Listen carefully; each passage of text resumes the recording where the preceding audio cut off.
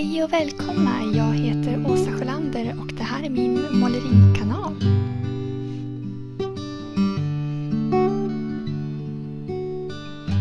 Jag tycker inte bara om att måla utan jag tycker om att skriva också och träna på att bli lite bättre hela tiden. Den här videon är en fortsättning av en som jag gjorde tidigare i våras. Den är länkad här. Länken kommer även i slutet av videon. Så du kan titta färdigt. Första tipset handlar om att göra klart alla bokstäver. Slut, cirklar och ovaler betyder att du ritar hela bokstaven innan du går vidare till nästa. Titta på raden under på ordet lämna så ser du att jag har lämnat A öppet. Vilket gör att det ser slarvigt ut. Utan gör klart, slut alla strecken. Nästa tips handlar om enhetlighet i form. Oftast när vi skriver så har vi olika former för det mesta. Här demonstrerar jag hur jag kan få fram väldigt många bokstäver med hjälp av bara en cirkel och några stycken här med hjälp av streck. Om man kan få de flesta av sina bokstäver att likna varandra så får man en enhetlighet och det ser väldigt prydligt ut.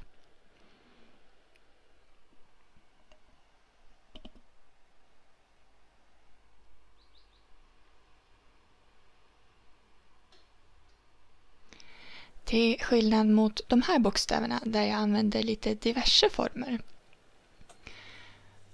Tillsammans så blir det bara en enda röra även om kanske några av dem är snygga var för sig.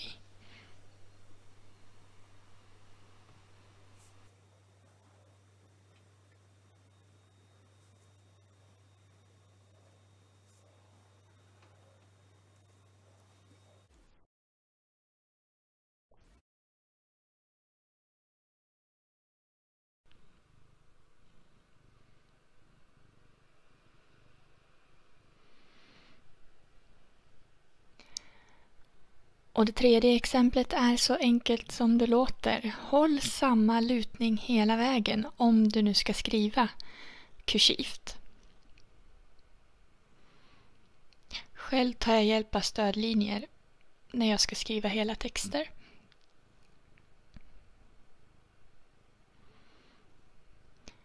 Börjar man svaja fram och tillbaka, då blir det inget bra. Jag lägger även pappret i 45 graders vinkel, ibland nästan 90, för att det är lättare att skriva då med en jämn lutning och vinkeln på handen blir lite skönare.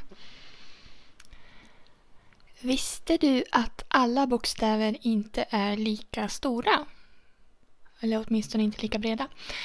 Det beror ju förstås på vilken stil man skriver med, men de stora bokstäverna, jag har kallat dem 100% här, det är bland annat O, D och G. Sen har vi några som är något mindre och så de som är minst. Förutom bokstaven I då såklart så har vi B, E och F. Och här ska jag visa hur jag skriver alla bokstäver med samma bredd. Det ser inte bra ut.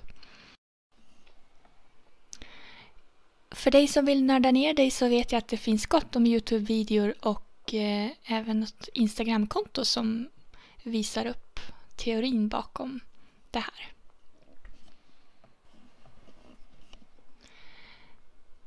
Jag avslutar med att visa tjockleken på pennan, för den har betydelse. Jag testade lite olika pennor innan jag valde att använda just den här. Som har en tjocklek som heter 0,6. För jag tyckte att den passar min handstil i den här storleken.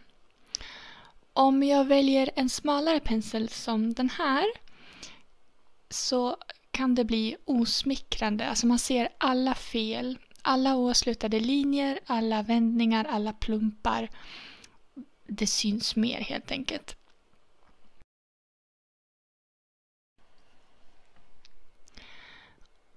Om jag istället väljer att använda en alldeles för tjock penna, som den här till exempel, lite taskigt exempel, jag tror att det heter brush pen. det blir svårt att läsa helt enkelt. Det är också ganska knöligt att skriva med en för tjock penna. Det var några skrivtips det. Här kommer länken igen till del nummer 1 som jag publicerade tidigare. Om ni har några önskemål eller kommentarer, skriv gärna i kommentarsfältet så hörs vi igen nästa vecka. Ha det bra så länge!